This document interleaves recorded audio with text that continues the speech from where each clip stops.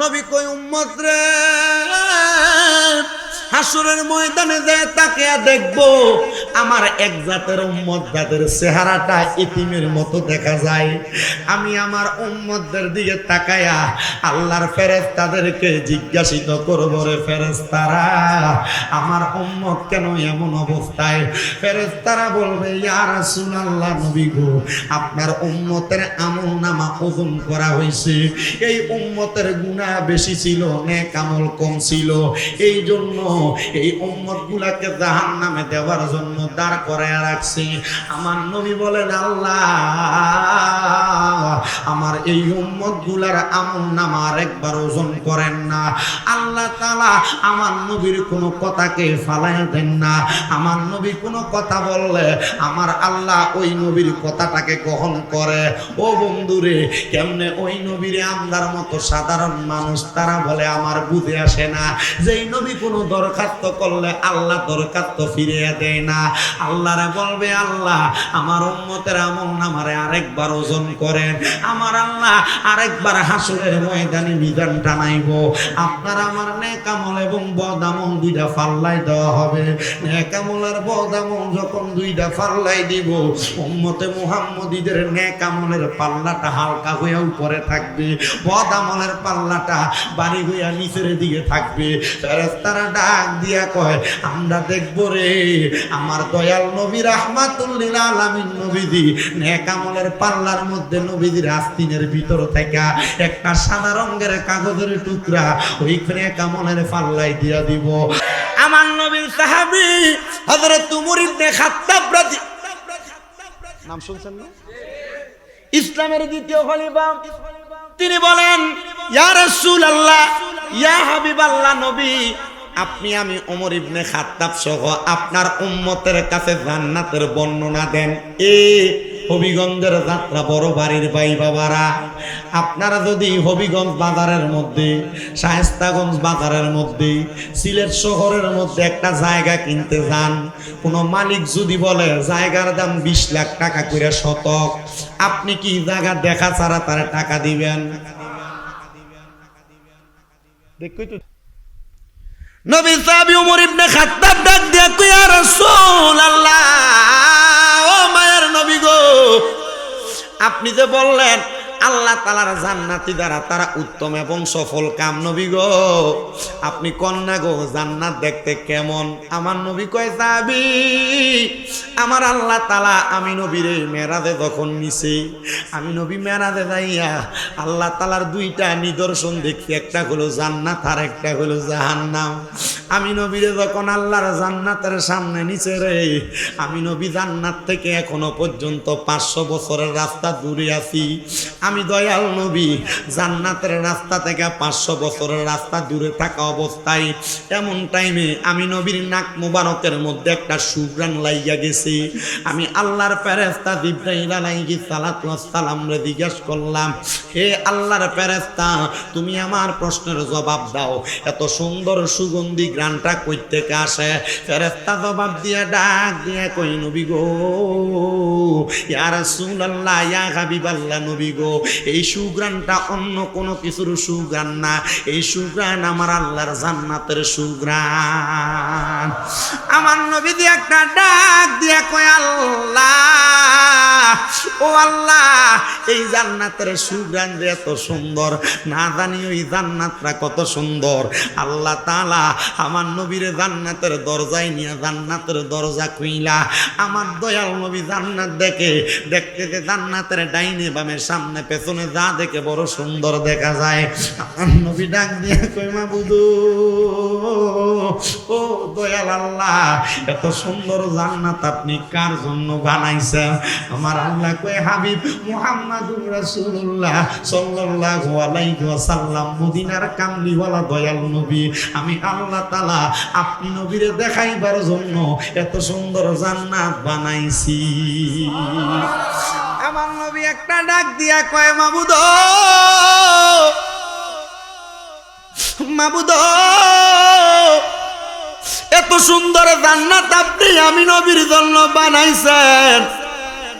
আল্লাহ আমার গুনাহগার উম্মত যে আমি নবীর লাগাই উম্মত আমি নবীর লাগা নবী নবী কইয়া ডাকে আল্লাহ আপনি বলেন না আমার উম্মতের সেই জান্নাতের মধ্যে দিবেননি আমার আল্লাহ কয় হাবিব আপনার উম্মত যদি আপনি নবীরে মানে আপনি নবীরে ভালোবাসে আপনি নবীরে গ্রহণ করে গো আপনার উম্মতের আপনি নবীর সাথেই জান্নাতের মধ্যে দিয়া দিমু আমার নবী মেরাজ থেকে ফিরে আসার পর নবীর উম্মতের জানিয়ে দেয় হে উম্মতের দলেরা আমি দয়াল নবী রাহমাতুল লিল আলামিন নবীজির একটা গুনাহগার উম্মত যদি জান্নাতে যাওয়া বাকি থাকে আমি দয়াল নবী জান্নাতের দরজা বন্ধ করতাম না জোরে কোন সুবহান ইয়া রাসূলুল্লাহ নবী গো ও দয়ার নবী রাহমাতুল লিল আলামিন নবী যেই নবী আপনি বলতেছেন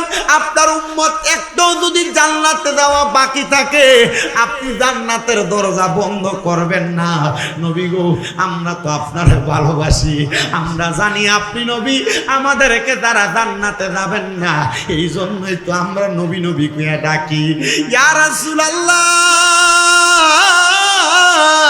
আমরা সুন্নিরা নবী নবী করলে আমরারে বন্ড কয় বেদাতি কয় ইয়া রাসূলুল্লাহ আমরা সুন্নিরা আপনি নবীরে দাঁড়ায় সালাতু সালাম দিলে আমরারে বন্ড কয় বেদাতি কয় ইয়া রাসূলুল্লাহ আপনার নাম মুবারক শুই না মুখে সুমা দিয়া চোখে লাগাইলে আমরারে বন্ড কয় বেদাতি কয় ইয়া রাসূলুল্লাহ আপনি নবীর রওজা মুবারকের কথা স্মরণ কইরা আমরা বুকের মধ্যে থাপ্পড় লাগাইলে আমরারে বন্ড কয় বেদাতি কয় নবী গো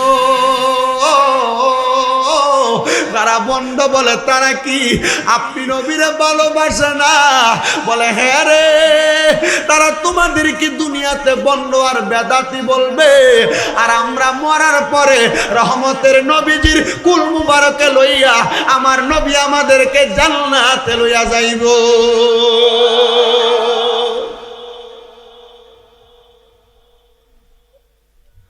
আল্লাহর নবীর হাদিসে মুবারকে বললাম তিরমিজি শরীফের হাদিস যখন আমরা ফাজল প্রথম বর্ষে পড়তাম আমাদেরকে তিরমিজি শরীফের একটা হাদিসের দরজ দিয়েছে গত কিছুদিন আগে আমাদের কুমিল্লা আলিয়া মাদ্রাসায় কামেল ফেকা দ্বিতীয় বর্ষের যখন সবক অনুষ্ঠান হয় ওই সবক অনুষ্ঠানের মধ্যে আমাদের উস্তাদ কুমিল্লা আলিয়া মাদ্রাসার হেড মুহাদ্দিস যিনি মাওলানা আব্দুর রাজ্জাক হুজুর উনি ওই যখন সবক অনুষ্ঠান হয় আমার নবীর আজমতের একটা কথা বলতে দেয় হুজুরে হাদিসটা বর্ণনা করলেন হুজুর বলেন আমার নবী যখন জান্নাতের দরজার সামনে যাবে জান্নাতের দরজায় একটা ফেরেশতা দাঁড়ায়া থাকবে যে এই ফেরেশতাটা আমার নবীরে প্রশ্ন করবে মান আনতা আপনি কি হুজুর ওই ফেরেশতা কি আমার নবীরে চিনে না চিনে আমার নবী সম্পর্কে ওই ফেরেশতা জানে কিন্তু ওই ফেরেশতা আমার নবীরে কোনোদিন দেখে নাই আমার আল্লাহ যখন ওই ফেরেশতাটারে জান্নাতের দরজার মধ্যে দাঁড় করাইছে ফেরেশতাটারে দাঁড় করানোর পরে আদেশ দিছে দরজার মধ্যে যিনি আসবে তিনার নামটা আসমানে আহাম্মদ থাকবে জমিনে মুহাম্মদ থাকবে যদি এই নামের কোনো ব্যক্তি আইসা তোমার দরজা খুলতে বলে তখন দরজা খুলবা নচেত দরজা খুলবা না ফেরেশতা বলতেছেন ফেরেশতা বলবেন আমার নবীকে মানান্তা আপনি কে উনি বলবেন আনা মুহাম্মাদুর রাসূলুল্লাহ সাল্লাল্লাহু আলাইহি ওয়াসাল্লাম জোরে কোন মারহাবা আরে এই যে সুমাটা দিতেছেন যে এটা তো নবীর মোহাব্বত কইরা কথা কন না কা নবীর প্রেমে পড়ে দিতেছেন আর আমরা কই বেদাতি কিটা সুমা লাগায় কিটা সুমা লাগায় কিটা সুমা লাগায় একটা এটা কইতে কইতে কইতে কইতে মুখ বের হয়ে গেছে আশেক বলে আমি তোমার প্রেমের ভিখারি ইয়া রাসূলুল্লাহ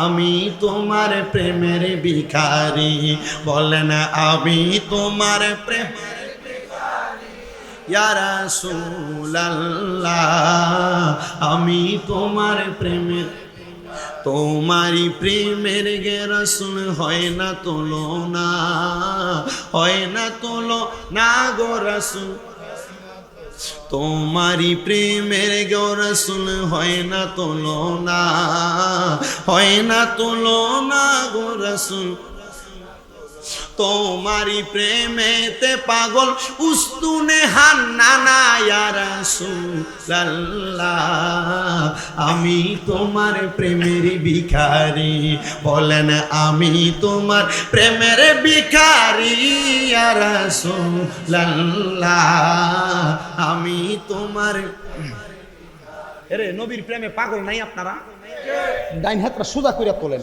এই দুইটা হাতকে আল্লাহর কাছে এভাবে দেখান মুনাবাতের মতো আর হাতটা লাড়া দিয়ে পড়েন আমি তোমার প্রেমের ভিখারি বলে কেন বলে এভাবে যদি বলেন হয়তো ঘুমের ঘরে রাহমাতাল লিল আলামিন নবী এই যাত্রা বড়বাড়ির মাহফিলে যাত্রা বড়বাড়ির ঘরের ভিতরে আমার নবী আয়েশা উম্মতে মুহাম্মদীরে দিদার দিয়া উম্মতের কলিজা ঠান্ডা করার ক্ষমতা নবীর আছে না না দুইটা হাতকে নবীর রঙের পতাকা বানানোর পরেন আমি তোমার প্রেমের ভিখারি ইয়া রাসূলুল্লাহ আমি তোমার প্রেমের ভিখারি বলেন আমি তোমার প্রেমের ইয়া রাসূলুল্লাহ আমরা তোমার প্রেমের তোমারি প্রেমে গো রাসূল কলি জায়াঙ্গার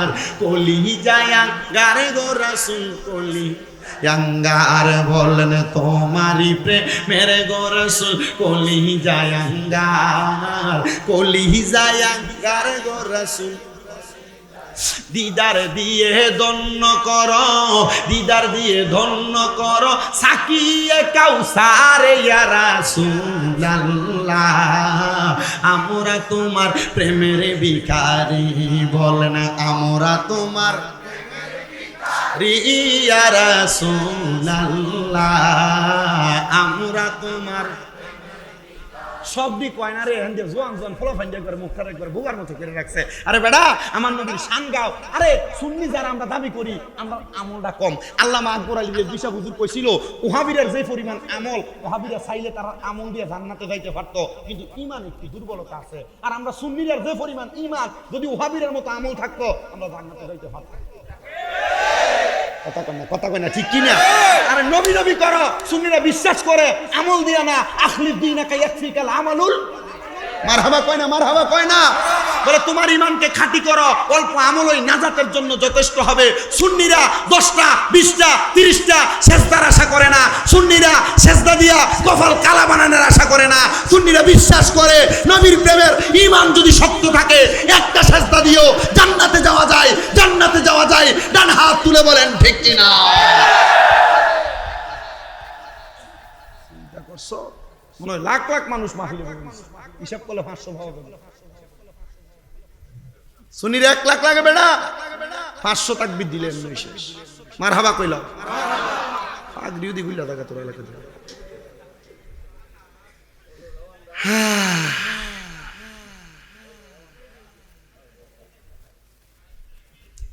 এই আমরা যারা সুন্নি দাবি করি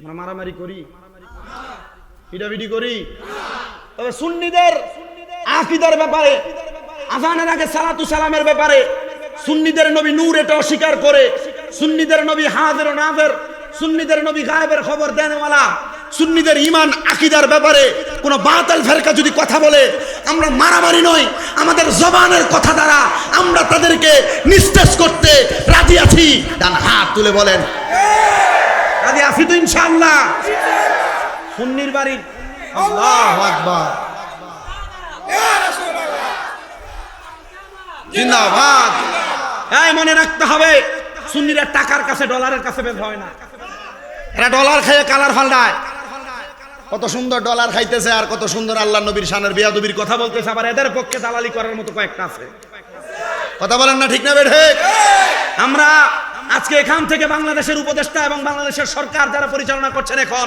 তাদের কাছে একটা কথা জানাই দিতে চাই আমরা সুন্নিরা শান্ত আমরা সুন্নিরা মারামারিতে বিশ্বাসী নয় আমরা সুন্নিরা কাটাকাটিতে বিশ্বাসী নয় বাংলাদেশে 5 আগস্টের পরে যত জায়গায় মাজারগুলোর উপরে বাতিল ফেরকারা হামলা করেছে আপনি অনতিবিলম্বে এই মাজারগুলোকে সংস্কার করেন আর যারা হামলা করেছে তাদেরকে আইনের আওতায় আনেন কারণ তারা মাজার ভেঙে বাংলাদেশে বিশৃঙ্খলা সৃষ্টি করে বাংলাদেশের সম্প্রতি সাম্প্রদায়িকতাকে নৈরাজ্য সৃষ্টি করে বাংলাদেশকে নৈরাজ্যতার হাতে দিয়েছে তাদেরকে তাড়াতাড়ি বিচারের আওতায় আনেন করবেন, অন্যতে শান্ত সুন্নি জনতাকে অশান্ত করলে একটা বাতিল ফেরকা গড়ে থাকতে পারবে না। ডান হাত তুলে বলেন ঠিক না বেঠিক? আমরা যারা সুন্নি জনতা আছি শান্ত, মারামারি ফিডাফিডি কাটাকাটি সুন্নি জনতা সুফিবাদী সুন্নি, যারা শরীরে পাঞ্জাবি লাগায় মাথায় টুপি লাগায় লাঠি লয়ে মেন্দা লয়ে দৌড়াদৌড়ি করে, ইতারে তাড়াতাড়ি আপনি টার্গেট করেন, কারণ ইতাই বাংলাদেশের ভিতরে বিশৃঙ্খলা সৃষ্টি করে। আজকে এই সরকারের পক্ষে, কালকে ওই সরকারের পক্ষে, ইসলামের নাম দিয়ে উফুদ দিয়ে লাগাইছে, দুধের লেভেল ভিতর দিয়ে মদ বেছে। নাম দিছে কি জনতা? তৌহিদি জনতা নাম দিয়া তুমি যে উপর দিয়ে ইসলামের লেভেল লাগে, তৌহিদি জনতা নাম দিয়া পূজা মণ্ডপের ভিতরে থেকে কত সুন্দর করে মিষ্টি খাইলে, আর খাইছে না, গীতা পাঠ করছে না, আবার কইছে না হিন্দু মুসলিম ভাই ভাই। এই বেটা, আল মুসলিম ইখওয়াতুল মুসলিমিন, মুসলমান মুসলমান ভাই ভাই, হিন্দু মুসলিম ভাই ভাই, তার মানে বোঝা গেছে তার জন্ম হয়েছে মন্দিরের ভিতরে। আমি হিন্দুরা কইছিলাম কোন মুসলমান মৌলবী সাহেব মাথায় টুপি লাগে যদি দেখো তোমার মন্দিরে গেছে, এটার ভাড়া করে ফাতনা করে দিলে বাড়ি দিবা লুঙ্গি ডাল দিয়া কিনলে গা, আরে বেটা এটা মন্দিরে গেছে, তোরা বেরিয়ে চলে লুচ্ছামি করবার লাগে। এরা জানে তোমরা দেখতেন মুজা ফুজা মণ্ডপের ভিতরে যায় সুন্দর জামা কাপড় পরা, আর ওখানে যাইলে ভাড়া করে দেখতে দেখতে দিব্যার নালুসটা দেখতে দেখতে ফাটাইব। উচ্চার দল কোন আপনার কি কষ্ট হইতেছে নাকি?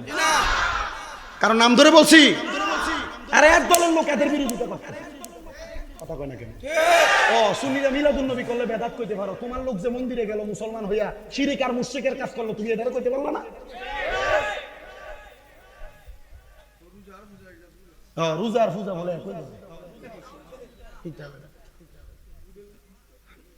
আল্লাহ আমরা হেফাজত করতে, আমরা সুন্নি কোন না, আমরা কি? আমরা কোন সরকার কোন দলের বিরোধী না, কারণ আমরা সুন্নির একটা দল আছে না ভাইসা, দলটার নাম কি জানেননি? বাংলাদেশ ইসলামী ফ্রন্ট। আসেনি? কই না মার্কা মোমবাতি শর্মা বাইডান তার, আরে আমরা মার্কা মোমবাতি গলে, কারণ মোমবাতি মার্কার কেউ ফিডাফিডি করছে দেখাই তার কথা কই না। মোমবাতি মার্কার যে ছাত্র দলটা আছে, মোমবাতি মার্কার ছাত্র দল আছে না, নামটা কি তারা? বাংলাদেশ ইসলামী ছাত্র সেনা। মারহাবা কবে? মারহাবা। তুমি লালিয়া মাদ্রাসার সভাপতি বেটা, মারহাবা কইন। আমি আপনাদের একটি কিসের দাওয়াত দিচ্ছি? নবী প্রেমের দাওয়াত। বলেন না, সুন্নিরা কিসের দাওয়াত দেয়? না দাও মেন্দালে ধরেইতে কই তোমারে? আল্লাহ বুঝার তৌফিক দাও। আমিন। আমার বাবাজিরাম, আল্লাহর নবী বলে ফেরেশতা প্রশ্ন করবেন, আপনি কে? উনি বলবেন না মুহাম্মাদুর রাসূলুল্লাহ, আমি মুহাম্মাদুর রাসূলুল্লাহ সাল্লাল্লাহু সাল্লাল্লাহু সাল্লাল্লাহু। আল্লাহর নবীকে তখন ওই ফেরেশতা বলবেন, হ্যাঁ আপনার ব্যাপারে আমাকে বলা হয়েছে।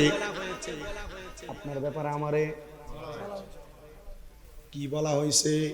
বলে একদিন আপনি নবী আসবেন, আপনার পরিচয় দিবেন, আপনার পরিচয় পাই আমি জান্নাতের দরজা খুলবো। আমার নবী কই উম্মত, যখন জান্নাতের দরজাটা খুলব রে,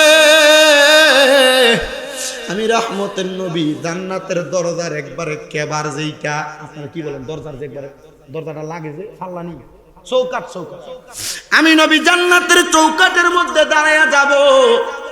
আমি নবী জান্নাতের চৌকাটের মধ্যে দাঁড়াইয়া আমি আমার গুনাহগার উম্মতদেরকে লইয়া যামু। এ নবী প্রেমিকের দল, আমার দয়াল নবী রহমতের নবী কয়, আমার সব উম্মতের আমি জান্নাতে নেওয়ার পরে আমি হিসাব করে দেখবো আমার আরো কিছু উম্মত বাকি রইয়া গেছে। আমি নবী আবার জান্নাতের দরজা থেকে হাসরের ময়দানে যাব। নবী বলে উম্মত হাসরের ময়দানে যাওয়ার পরে আমি দেখবো আমার একদল উম্মত দাঁড়াইয়া রইছে। আমার ওই উম্মত গুলার চেহারাটার দিকে আমি তাকিয়া দেখবো, মা মারা যাওয়ার পর, বাবা মারা যাওয়ার পর একটা এতিম সন্তানরে দেখতে যেমন লাগে, আমার ওই গুনাহগার উম্মতের দেখতে এমন লাগে। আরে নবী আমার উম্মতের দিওয়ানা তোমরা জানো না, নবী আমার উম্মতের দিওয়ানা বলেন নবী আমার ওয়ানা তোমরা জানো না নবী আমার ওরে যাহার জন্য পাগল আমি আরে তারে তোমরা আইনা দানা গো আরে যাহার জন্য পাগল আমি আরে তারে তোমরা আইনা দানা গো সেই নবীজির এসকাতা দিওয়ানা তোমরা জানো না নবী আমার উম্মতের দিওয়ানা বলেন নবী আমার উম্মতের তোমরা জানো না নবী আমার ওরে 570 খ্রিস্টাব্দেতে আসলেন নবী সরোয়ারে এই জগতে আলোকিত করে আইরে ওই নবীজির প্রেমেতে দিওয়ানা তোমরা জানো না নবী আমার এসকেরি দিওয়ানা বলেন নবী আমার ওয়ানা তোমরা জানো না নবী আমার ওরে 12 রবিউল আউয়াল আসলেন নবী সরোয়ারে তাই তো গাইব কামলিওয়ালার শান সুন্নি মুসলমান গাইব আমরা কামলিওয়ালার শান বলেন গাইব আমরা শান সুন্নি মুসলমান গাইব আমরা নূর নবীজির 3টি সূরত শোনো হে নবীদের উম্মত প্রমাণ করে হাদিস আর কোরআন ওরে এক যে শুরুতে হাকিকি 2 নম্বরে মালায়েকি 3 নম্বরে মানব রূপ ধারণ নবীর আসে গহনে গাইব আমরা কামলি শান বলেন গাইব আমরা কামলিওয়ালার শান সুন্নি মুসলমান গাইব আমরা নবী কই উম্মত রে হাসরের ময়দানে যে তাকিয়া দেখবো আমার এক জাতের উম্মত যাদের চেহারাটা এতিমের মতো দেখা যায় আমি আমার উম্মতদের দিকে তাকায়া আল্লাহর ফেরেশতাদেরকে জিজ্ঞাসিত করব রে ফেরেশতারা আমার উম্মত কেন এমন অবস্থায় ফেরেশতারা বলবে ইয়া রাসূলুল্লাহ নবী গো আপনার উম্মতের আমলনামা ওজন করা হয়েছে এই উম্মতের গুনাহ বেশি ছিল নেক আমল কম ছিল এই জন্য এই উম্মতগুলোকে জাহান্নামে দেওয়ার জন্য দাঁড় করায় রাখছে আমার নবী বলেন আল্লাহ আমার এই উম্মতগুলোর আমলনামা একবার ওজন করেন না আল্লাহ তাআলা আমার নবীর কোনো কথাকে ফালায় দেন না আমার নবী কোনো কথা বললে আমার আল্লাহ ওই নবীর কথাটাকে গ্রহণ করে ও বন্ধুরে কেমনে ওই নবীরে আমরার মতো সাধারণ মানুষ তারা বলে আমার বুঝে আসে না যেই নবী কোনো দরখাস্ত করলে আল্লাহ দরখাস্ত ফিরিয়ে দেয় না আল্লাহরে বলবে আল্লাহ আমার উম্মতের আমলনামারে আরেকবার ওজন করেন আমার আল্লাহ আরেকবার হাসরের ময়দানে মিজান টানাইব আপনার আমার নেক আমল এবং বদ আমল 2টা পাল্লায় দেওয়া হবে নেক আমল আর বদ আমল যখন 2টা পাল্লায় দিব উম্মতে মুহাম্মদীদের নেক আমলের পাল্লাটা হালকা হয়ে উপরে থাকবে বদ আমলের পাল্লাটা ভারী হয়ে নিচের দিকে থাকবে ফেরেশতারা ডাক দিয়া কয় আমরা দেখব রে আমার দয়াল নবী রাহমাতুল লিল আলামিন নবীজি নেক আমলের পাল্লার মধ্যে নবীজির আস্তিনের ভিতর থেকে একটা সাদা রঙের কাগজের টুকরা ওইখানে নেক আমলের পাল্লায় দিয়া দিব ওই সময় থরথর কইরা নেক আমলের পাল্লাটা নিচের দিকে ভারী হইয়া নাইমা যাইব নবী গো ওই নেক আমলের পাল্লাটার ভিতরে আপনি কি দিবেন পরে নেক আমলের পাল্লায় আমি নবীর একবার দুরূদ শরীফ লেখা থাকবে ইয়া রাসূলুল্লাহ একবার দুরূদ শরীফ লেখা থাকার কারণে যদি উম্মতে মুহাম্মদী নেক আমলের পাল্লাটা ভারী হইয়া যায় তাইলে আপনি নবী বলেন উম্মতে মুহাম্মদী আমরা যারা সুন্নি আছি আমরা তো আপনি নবীর উপর বেশি বেশি দুরূদ আদায় করি আমরার অবস্থাটা কেমন হবে আমার নবী কয় আমি নবীর যেই উম্মত আমি নবীর প্রতি যত বেশি দুরূদ আদায় করবে রে, আমি নবী রাহমাতুল লিল আলামিন নবীজি ওই নবী ওই উম্মতরে আমি নবীর তত কাছাকাছি রাইখা দিব। নবীজির বড় আসে, উনি বলেন আমি আমার দুনিয়ার সাংসারিক জীবনের টাকা পয়সা ধন দৌলত সব আমি আমার আল্লাহ নবীর পথে বিলীন করে দিছি, কিন্তু একদিন আমার কাছে খাওয়ার মতো কোনো পাত্র নাই, খাওয়ার মতো কোনো খাবার আমার কাছে নাই। এ বাবা আমি জানতে চাই আমার নবীর দোহাই দিয়ে আল্লাহর কাছে খানা পিনা রিজিকের জন্য দোয়া করলে আমার আল্লাহ দোয়া কবুল করার ক্ষমতা পাওয়ার আছে না নাই?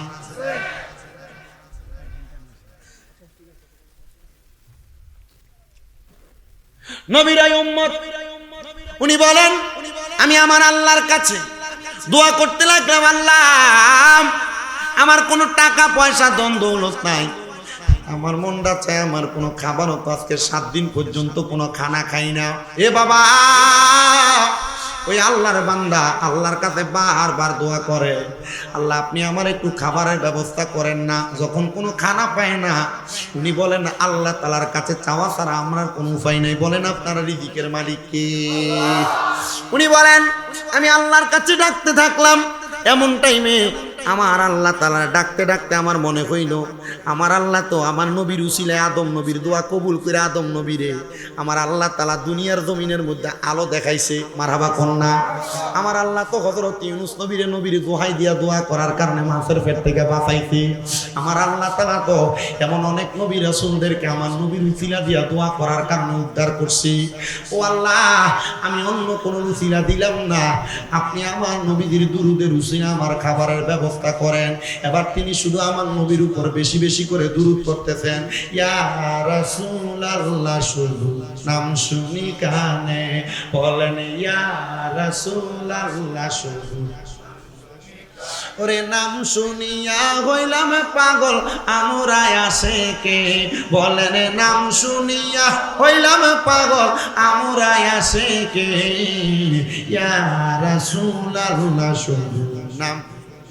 আরে শুনছনি রে বনের পাখি, আরে কেন করো ডাকা ডাকি, আইরে জংলাতে থাকিয়া বুঝি দেখছো নবীরে, জংলাতে থাকিয়া দেখছো নবীরে, ইয়া রাসূলুল্লাহ শুধু নাম।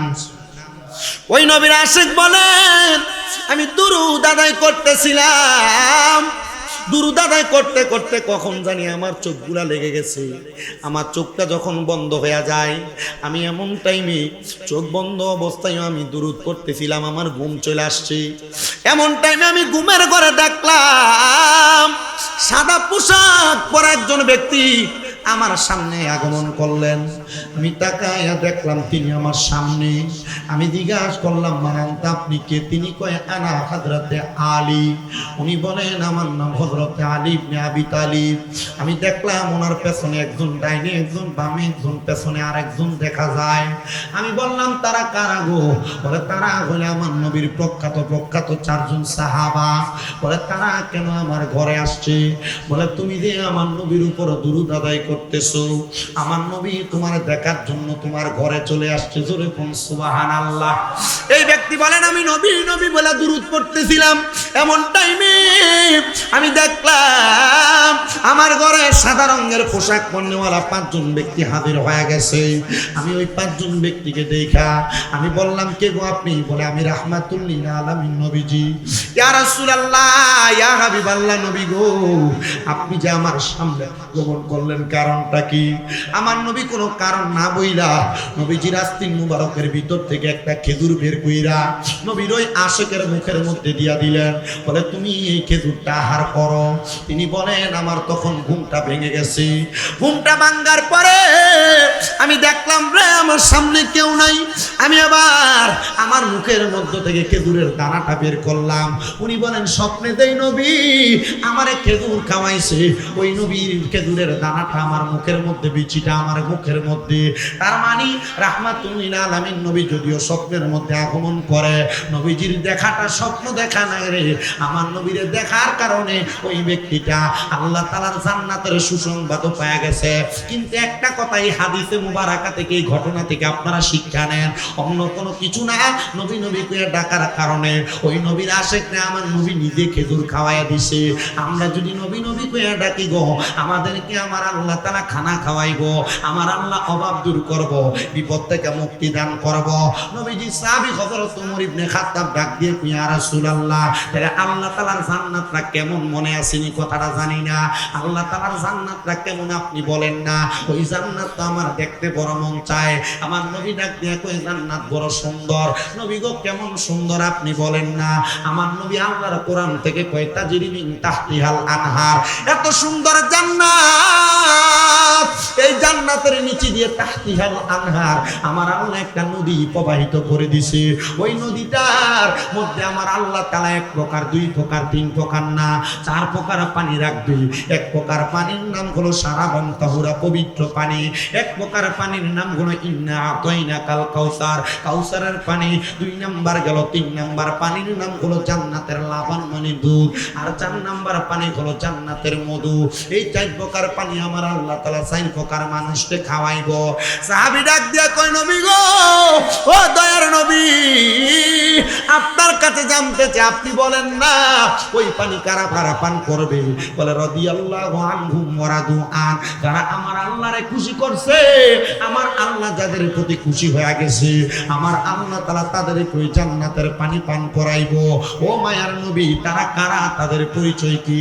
কয় যালিকা লিমান খাশিয়া রাব্বা, যারা আমার আল্লাহরে বেশি ভয় করছে, তারাই ওই জান্নাতের পানি পান করবে। তারা কারা শুনছনি রে? কারা আল্লাহরে খুশি করছে আর কারা আল্লাহরে বেশি ভয় করছে? তারা আর কেউ না, কেউ না, যারা দুনিয়াতে আল্লাহর ইবাদত করছে, যারা দুনিয়াতে আল্লাহ তাআলার সাথে শিরিক করে নাই, যারা দুনিয়ার জমিনের ভিতরে তাদের আম্মা আব্বারে খুশি রাখছে, তারাই ওই আল্লাহ তাআলার সুন্দর জান্নাতে থাকবে। আল্লাহ তাআলার সুন্দর জান্নাতের ফল ভক্ষণ করবে। আল্লাহ তাআলার জান্নাতের ওই তিনটা চারটা নদীর পানি ভক্ষণ করবে, পান করবে। ও নবী গো, আমরা তো দুনিয়াতে এমন অবাগা হয়ে গেছি, আমরা আল্লাহরে ভয় করি, 5 ওয়াক্ত নামাজ পড়ি, কিন্তু আমরা তো মা বাপরে ধমক দিয়া কথা কই। বিয়া করার পরে মা বাপরে ভুইলা যায়, সুন্দর বউ পাওয়ার পরে মা বাপরে জুদা কইরা দেয়। এমন অনেক মানুষ আছে হবিগঞ্জ এলাকায় দেখবারে, মা বাপরে খানা খাওয়ানি নিয়ে এলাকাতে দরবার হয়, ভাত খাওয়াইতে চায় না। এ হবিগঞ্জের যাত্রা বড় বাড়ির যুবক, এ মুরব্বী, এই এলাকার পোলাপান, তোমরা যারা তোমাদের মা বাপরে জুদা করে দিছ, তোমরা যারা তোমাদের মা বাপরে আলাদা করে দিছ, মা বাপরে বাদ দাও না, দাও তোমাদের পাও দিয়ে আমার সামনে দাও, আমি আমার জিহ্বা দিয়া তোমার পাওটা পরিষ্কার কইরা দিব। ওই মা বাপরে বাদ না দিয়া শুধু স্বামীর দেখা না, হবিগঞ্জের বড় আলেম দিয়া ওয়াজ করাইলে কোনো লাভ হবে না। মা বাপরে কষ্ট দিয়া সারা বাংলাদেশের বড় আলেম দিয়া ওয়াজ করাইলেও কোনো লাভ হবে না। মা বাপরে কষ্ট দিলে কষ্ট পায় আল্লাহ, এই জন্য মা বাপরে কষ্ট দিও না। ও সন্তান, বহু আব্বারা ঘরের মধ্যে কান্দে, বহু মা ঘরের মধ্যে কান্দে, যে সন্তান তারা বাদ দেয় না, সন্তান লালন পালন করে না। এ সন্তান রে, আজকে যাত্রা বড় বাড়ির মাহফিল কবুল হবে কিনা আমি জানি না, তবে একটা গ্যারান্টি দেয়া যায়, আগামীকালকে যদি দেখো এলাকার কোনো মা বাপের মনে কষ্ট দেওয়ার পর কোনো সন্তান তার মা বাবার পায়ে ধরে মাপ চাইছে, ও সন্তান, মা বাবার পায়ে ধরে মাপ চাইতে তোমার কষ্ট লাগে, কিন্তু না রে না, মা বাবার পায়ে ধরে শুধু মাপ চাওয়া না, মাঝে মাঝে যদি সুযোগ পাও গো, মা বাবার পায়ের মধ্যে চুমা দিও, মা বাবার পায়ের মধ্যে চুমা দিও। আমি বক্তা হইছি কামেল দ্বিতীয় বর্ষে পুরা পরীক্ষা দিয়া দিব কয়দিন পরে, কিন্তু আমি আমার এলেম দিয়া বক্তা হই নাই, আমি আমার পড়ালেখার যোগ্যতা দিয়া বক্তা হই নাই। ও বাবা কেমনে হইছি জানো? আমি আমার মায়ের পায়ে বাবার পায়ে চুমা দেওয়ার কারণে, উস্তাদ মুরব্বীদের দোয়ার কারণে আমি বক্তা হইছি। বাবারে, মা বাবার পায়ে দিলে শিরিক হবে না, মা বাবার পায়ে চুমা দিলে বেদাত হবে না, আম্মা আব্বার পায়ে চুমা দিলে আল্লাহর জান্নাতের চৌকাটে চুমা দেওয়ার সওয়াব পাওয়া যাইবা। অনেকে চিন্তা করে হুজুর আমি দুই ঈদের সময় মা বাবার পায়ে ধরে সালামি তো করি না, আমি কেমনে গো মা বাবার পায়ে চুমা দিতাম? ও সন্তান, মা বাবার পায়ে ধরতে শরম করো না, লজ্জা করো না। মা বাবার পায়ের কাছে যদি তুমি তোমার ছোট বানাইতে পারো, আমার আল্লাহ তোমার জগতের কাছে বড় বানাই দিব। ও সন্তান, এমন কোন সন্তান যদি থাকো মা বাবারে কষ্ট দিছ, মা বাপরে বাদ দিছ না, মা বাপরে দুধার আলাদা করে দিছ, ওয়াদা করো, ওয়াদা করো এখান থেকে বাড়িতে যে মা বাবার পায়ে ধরে ধরে মাপ চাইবা। যদি মাপ না চাইতে পারো, তোমার মতো শ্রোতার আমার দরকার নাই। মা বাপ যদি মাপ না করে, আল্লাহ মাফ করবে না, নবীও মাফ করবে না। সন্তান রে, ওয়াদা করো এখান থেকে যাওয়ার পরে মা বাবার পাগুলার মধ্যে ধরবা, ধরে বলবা মা জীবনে বড় অন্যায় করছি, আপনারা বাদ দেই নাই, আব্বা আপনারা ধমক দিছি, ও আম্মা আব্বা আপনারা বুড়া বুড়ি কুয়া ডাক দিছি, আল্লাহর হস্তে আমি সন্তানরে মাফ করে দেন। মা বাপ যতক্ষণ পর্যন্ত মাফ না করবে, ততক্ষণ পর্যন্ত মা বাবার পাও তুমি চাইরো না, পাও তুমি চাইরো না। আজকের মাহফিলটা কবুল হবে কিনা আমি আগেও বলছি, এখনো বলি এটার গ্যারান্টি দিতে পারবো না।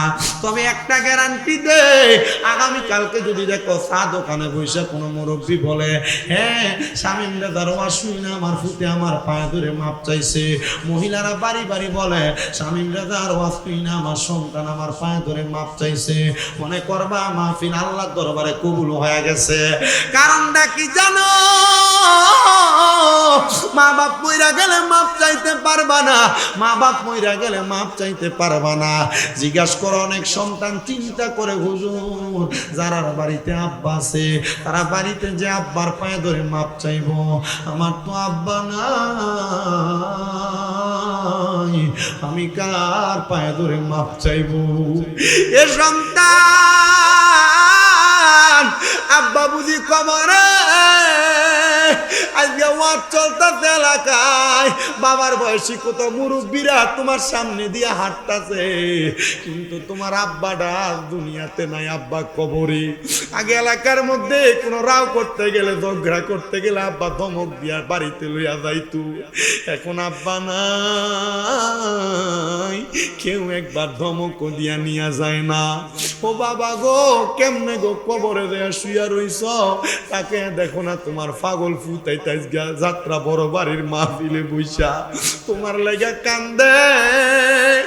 ঈদের দিনে আব্বা যার নতুন কোনো জামা কাপড় পরছে না, আব্বা সন্তানটারে নতুন জামা কাপড় কিনা পরাইছে, কিন্তু সন্তান এখন তোমার আব্বা কবরে, তুমি ঈদের দিনে আব্বার একটা নতুন পাঞ্জাবি কিনা পরাইতে পারো না, কেমনে পরাইবা?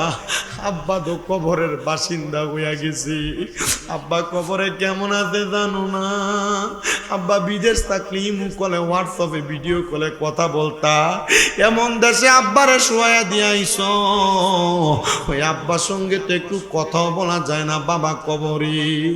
কোনোদিন আব্বাটারে কইছুনি আব্বা তোমারে বড় ভালোবাসি, কোনোদিন আব্বাটারে কইছুনি আব্বা তোমারে বড় মোহাব্বত করি, ডরে দিয়ে আব্বার সামনে যাও না, আব্বার সঙ্গে কোনো কথা বলো না।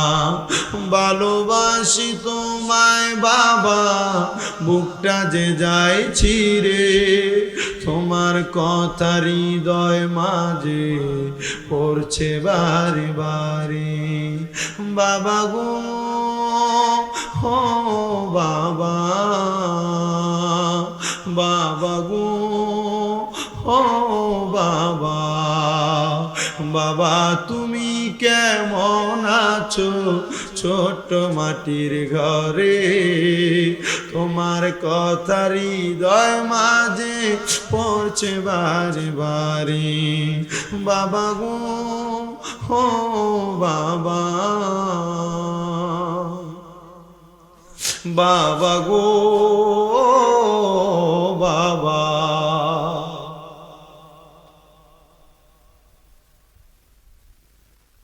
কোনো কথা নাই একবারে নীরব আমি জানি রে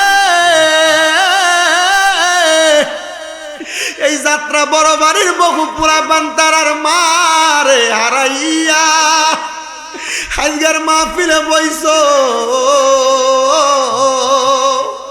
যে মা নিজে না খাইয়া তোমারে খাওয়াইছে সকালবেলা পান্তা ভাত গুলা আমার রাইখা দিছে আমার ফুতের রৌদ্র থেকে আইলে আমার ফুতের কলিজা ঠান্ডা হইব এখন তোর মা কবরে আগে একবেলা ভাত না খাইলে মা বারবার কইতো কি তারে ভাত দি খাস না পেটটা দি পিঠের লগে লাইগা রইছি এখন মা কবরে চলে গেছে 2-3 বেলা খানা না খাইলে কেউ জিগায় না ভাত দি খাও না আরে এমন মাজার খবর দেশে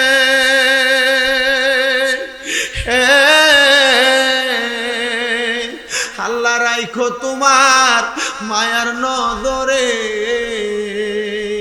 সেই মায়ের কবরেতে আযাব তুমি দিও না দুঃখের দরদি আমার জনম দুঃখী মা আরে কত না মারাত পোহালো বিজলো গুয়ে মুতে আমরা রে শুকনাই রাখিয়া মা ঘুমাই বিজাতে অসুখ হইলে দেখি যাইয়া আমার মায়ের দেবী সানাই বইয়া রে জানেননি রে হবিগঞ্জের মানুষ আজকে 6 মাস আমার মা অসুস্থ অবস্থায় বিছানাতে পড়া রইছে আমি মাহফিল থেকে গেলে আমার মা আমার গাড়ির আওয়াজ শুনলে আমার দরজা খুলে দিত এখন আমার মা দরজা খুলে দিতে পারে না আমার মা ঘরে শুইয়া থাকে অপারেশনের পর থেকে আমার মা আমার সামনে ল্যাংড়ায়া লুলেয়া লুলেয়া হাঁটে আমি আল্লাহর কাছে কইছি আল্লাহ আমরার কোন পাপের কারণে জানি তুমি আমার মা রে এভাবে কইরা রাখছো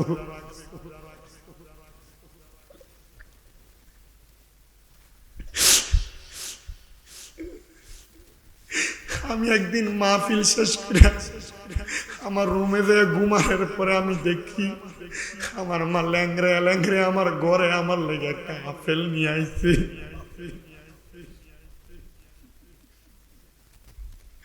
আমি চিন্তা করছি আল্লাহ আমরা রে অল্প বয়সে আপনি আমার আম্মারে অসুস্থ বানাইয়া আমরা রে আপনি কোন শাস্তি দিতেছেন না আমরা আমরার মার হাতের রান্না খাইতাম এখন বাহিরের মানুষ আমরা রান্না করে খাওয়ায় আমরা মাঝে মাঝে আমরা আম্মার চেহারার দিকে তাকাইলে আমরা কলজা ছিঁড়া যায় আমি আমার আম্মারে কত বলছি মা কোনো রোগ যেন আপনার না হয় আমার ইনকামের সব টাকা আপনারা খান তবে ডাক্তারের কাছে যায় টাকা ব্যয় করলে আপনারা কষ্ট হইবে এটা আমি মানতে পারতাম না জানেননি নিজের নিকটাত্মীয়রা পর্যন্ত মায়ের অসুস্থ হওয়ার পর আমরা এতটা দাম দিছে না আমরা আল্লাহর কাছে দোয়া করছি আল্লাহ আমরা জানি লা ইউকাল্লিফুল্লাহু নাফসান ইল্লা উসআহা। আপনি কারোর সাধ্যের বাহিরে কোনো কিছু চাপায়া দেন না। আপনি খুশি হইতেন বিদায় হয়তো আমার মারে আপনি অসুস্থ বানিয়ে রাখছেন। জানেননি এই মা বাপের মতো বড় রত্ন রে আমি যত্ন করতে পারছি কিনা জানি না। আমি মাহফিলের জন্য যখন ঘর থেকে বাইর হই আমার কলজাটা ফিরা যায়, আমি আমার অসুস্থ মাটারে ঘরে ফালাইয়া দিয়া বাইর হইতাছি। আমি আল্লাহর কাছে আজকেও এশারের নামাজের পরে মুনাজাত দূরা দূরা কইছি, আল্লাহ রিজিকের সন্ধানে ওয়াজ মাহফিলের মধ্যে চলে আসছি, আমি আমার মার সেবাটা পরিপূর্ণভাবে আদায় করতে পারতেছি না। আল্লাহ এটার জন্য তুমি আমারে গজব দিও না, তুমি আমারে আযাব দিও না। হে আব্বাজি পারলে দেন আপনার আর পাউডি আপনারা আমার সামনে দিয়া দেন, আমি আমার জিহ্বাটা দিয়ে আপনাদের পাগুলা পরিষ্কার করে দেই। শুধু একটা আবদার করি আপনাদের কাছে, কোনোদিন যেন আপনার কোনো কর্মের কারণে আপনার মা বাবার চোখ দিয়ে এক ফোঁটা পানি না পড়ে। খুদার কসম কইরা কই কোটি টাকার মালিক হইতে পারবেন, আম্মা আব্বারে একটু কষ্ট দেওয়ার কারণে টাকা পয়সা দিয়ে কোনো শান্তি আপনার জীবনে ফিরে আসবে না। আমি জানি না আপনারা আপনাদের মা বাবার পায়ে ধরে মাপ চাইবেন কিনা, তবে যারা মাদ্রাসার ছাত্র আছো আমি তোমাদের কাছে একটা আবদার করি, যদি জীবনে বড় আলেম হইতে চাও, জীবনে ওয়াজ মাহফিল করতে চাও, নিজেকে বড় আলেম বানাইতে চাও, বড় বক্তা বানাইতে চাও, আম্মা আব্বার পায়ের মধ্যে ধরে ধরে মাপ চাইবা। আল্লাহ যারার মা বাপ কবরে তারা মাপ চাইতে পারবে না, আপনার দরবারে ফরিয়াদ জানাই আল্লাহ তারা যেন তারার মা বাবার জন্য মন ভরে দোয়া করতে পারে। আমি একটু পরে আখরি মুনাজাত করে দিব, আপনাদের জন্য আপনাদের মা বাবার জন্য দোয়া করব। আমি শুধু আপনাদেরকে অল্প কয়েকটা বিষয় আল্লাহর নবীর মুহাব্বত, আম্মা আব্বার খেদমত এবং ওযুর বয়ান আমি আপনাদেরকে করে বিদায় নিলাম।